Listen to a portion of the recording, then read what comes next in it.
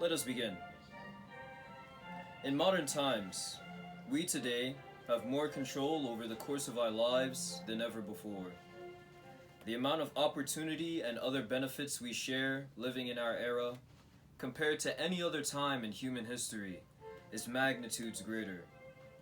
In our first world countries, we have built and maintained a degree of comfort and civility for the average citizen that only kings and nobility of nations prior would have had the ability to indulge in. With constant growth in technology, the routes for development of our civilizations are innumerable, and the material rewards and benefits are immeasurable. However, why is it that the overwhelming majority of people still suffer day to day? Why is it that wealth and luxury is a statistical, distant dream for the majority of people? Are our civilizations not plagued by natural disasters, such as the mental health crisis, where many find themselves battling ailments of the mind? Though I may not have the answer to all of these questions, I believe we may be able to seek a greater understanding of the reasons for the conditions we face through education on philosophy.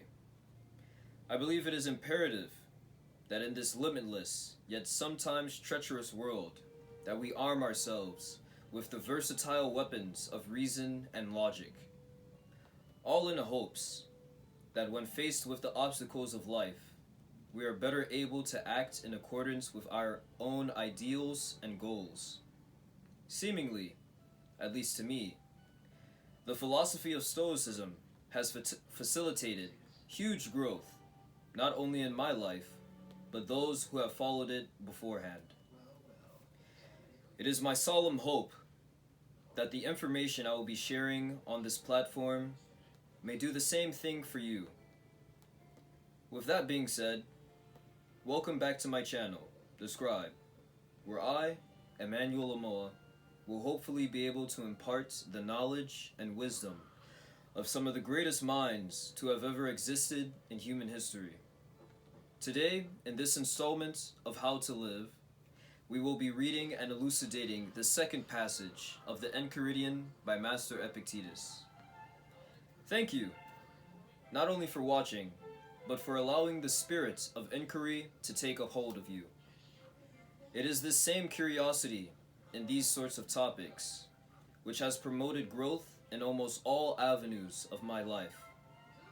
Most importantly, my own mental health. Now, with the intro done, let us begin. This is the second passage of the Enchiridion by Epictetus. Remember that desire demands the attainment of that of which you are desirous, and aversion demands the avoidance of that to which you are averse. Remember that he who fails of the object of his desires is disappointed, and he who incurs the object of his aversion is wretched. If, then, you only shun those undesirable things which you can control, you will never incur anything which you shun.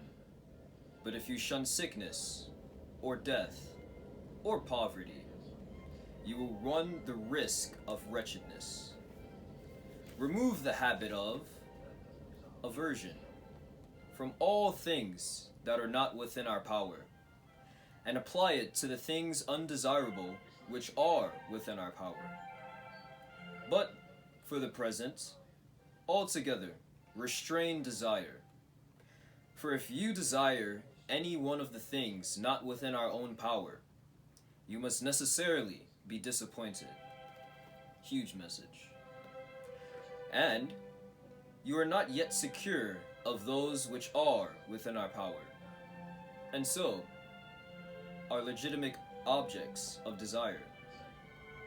Where it is practically necessary for you to pursue or avoid anything, do even this with discretion and gentleness and moderation. Now, Here are some takeaways from the second passage of the Enchiridion. Number 1. Desire demands progress towards and eventually the attainment of that which you are desirous of. Aversion demands the dislike of and the need to stay away from that to which you are averse. Takeaway number 2. With this understanding of desire and aversion, a Stoic would be able to seek the ending of unnecessary suffering. This may be accomplished by the ceasing of desiring and or aversion towards things we have no control over. For example, just like it said in the passage, an aversion towards death, towards sickness, and towards poverty will more than likely bring suffering to you, because these are things that occur in life that not one person has control over. Number 3. In terms of desire, the ending of suffering may be done through desiring things which are within your own control.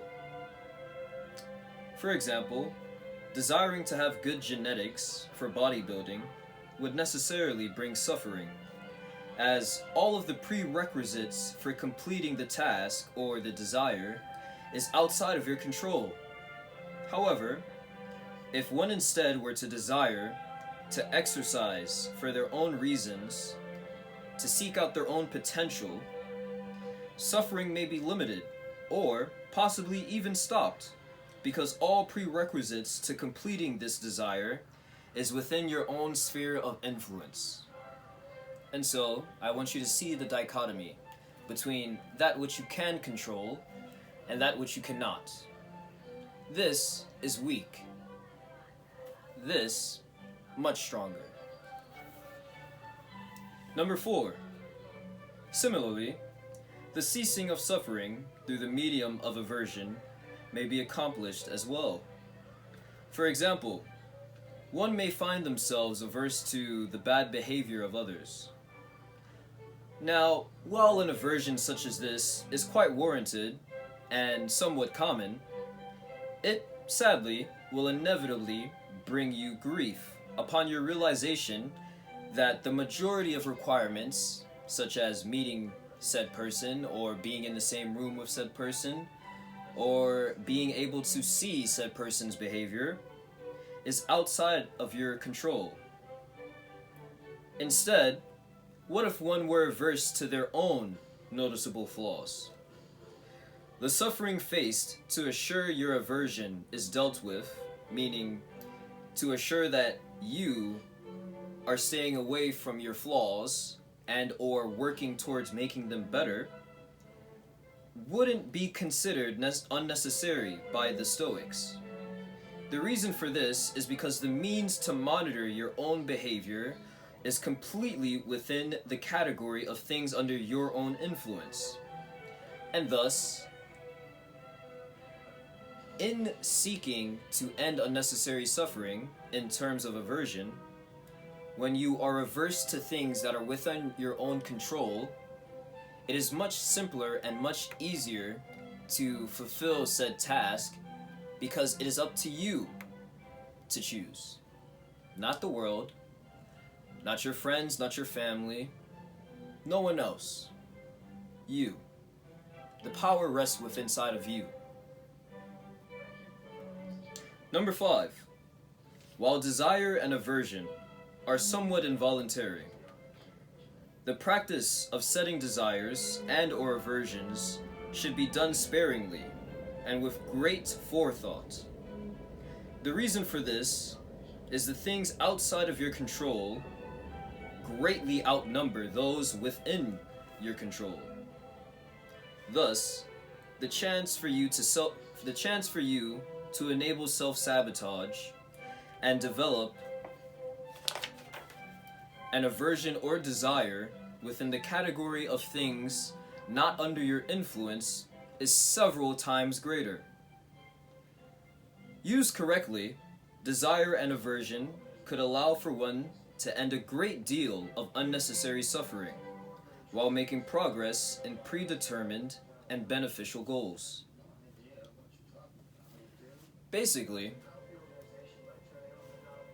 though the process through which we desire and or become averse to things is somewhat involuntary, meaning much of what you desire and much of what you want to stay away from is a result of several biases that you grow over the course of your life.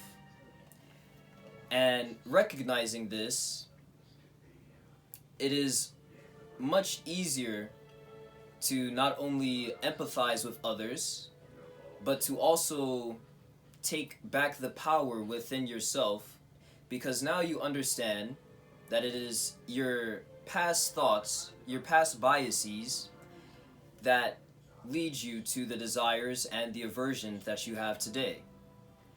And so, with that understanding, you can take back your own power, take back your power of judgment, and choose for yourself what is it you will be averse to, and what is it that you would desire.